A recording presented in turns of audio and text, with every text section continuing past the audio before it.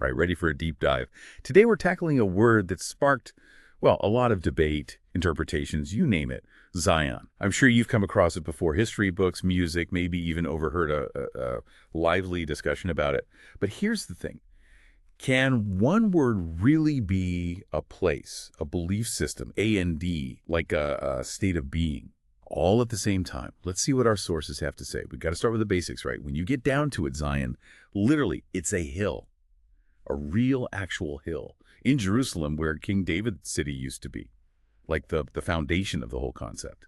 It really is interesting how so many big ideas, they start with a physical place, don't they? Think about the word rooted, for instance. We use it to talk about belonging, stability, even like personal growth, right? But it all goes back to a plant, something tangible growing in the earth. Science kind of the same. It goes from this single hill to something way bigger. You read the Bible, you'll see it goes from a city to representing the whole promised land. Right, like the meaning grew as more people connected to it. Mm-hmm. And speaking of connecting, this whole promised land idea, Yeah. there's that inherent sense of hope there, isn't there? Right. Especially for people who feel far away from where they belong, whether it's physical or, even spiritual. Absolutely. That idea of redemption, it's inseparable from Zion. You can't really talk about one without the other, especially in texts about, that future restoration when peace and divine harmony, all that, it's like front and center. But the really interesting part is that this restoration, it's not always about physically going somewhere. Think of it more like returning to a state of spiritual wholeness. Okay, see, now we're getting somewhere. So not just hopping on a plane to Jerusalem, but maybe more of an inward journey. Like Zion is this inner sanctuary you find within yourself. I even saw one source describing it as, and this is wild, the point where the soul merges with the divine. It's a powerful image, for sure.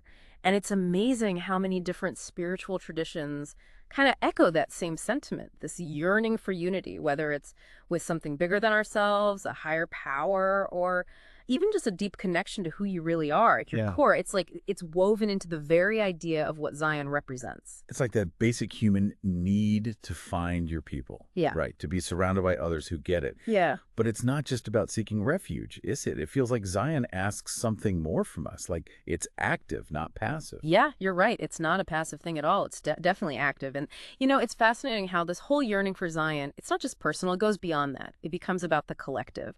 Like, think about the Jewish and Rastafarian communities. For them, Zion, it's not just some abstract spiritual idea. It's intertwined with their history, their culture, their whole sense of identity. It's like this beacon, right? This dream of a homeland that fuels not just their faith, but their social and political movements too. It makes you think, if Zion can represent this yearning for a physical and a spiritual home, could it also be about yearning for something even bigger than that? Like freedom or justice? Exactly. That's the beauty of it. It works on so many levels. It speaks to that very human need to belong, for sure.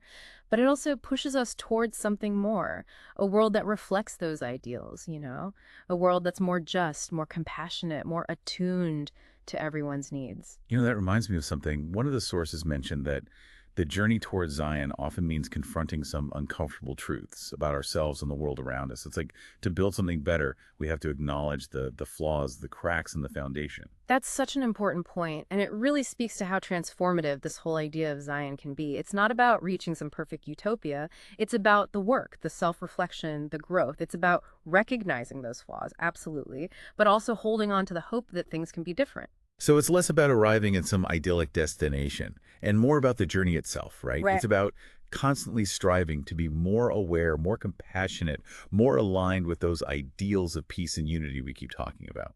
That's it. It's about living those ideals every single day. And that's when things get really interesting, because it begs the question, if Zion isn't just a place, but a reflection of our inner state, our collective aspirations, what does that inspire us to create right now, in this moment? Now, that's a question worth thinking about. We've gone from a literal hill in Jerusalem to this incredibly complex idea that touches on everything from personal growth to social justice. But I feel like there's one more layer to uncover, don't you think? Yeah, there is. And it might be the most interesting one yet. See, in all our research, there was this one interpretation of Zion that really stood out. One that I think ties this whole concept together in a way that's, well, it's pretty profound. Okay, now you've got me intrigued. Tell me more. So this interpretation, it says that Zion isn't just a destination or a state of being. It's like an act of creation. It's saying that every time we try to build something new, whether it's a community, a work of art, even just a new way of thinking, we're taking part in making Zion real. It's like taking those ideals and weaving them into the fabric of our world. Wow. So it's not just about finding Zion, it's about creating it. That kind of changes the whole promised land thing, doesn't it? Like it's something we build, not just a place we wait to enter. Yeah, exactly. It reminds us that we're not just along for the ride. We're the architects, the artists, the storytellers. Every act of courage, every bridge we build between people, every moment of real human connection, it all adds to the bigger picture of Zion. It makes you think about all those little acts of kindness we see. The times when people choose to be kind instead of, getting caught up in conflict. It's like those choices, they become these little seeds of Zion planted in our shared humanity. What a great way to put it.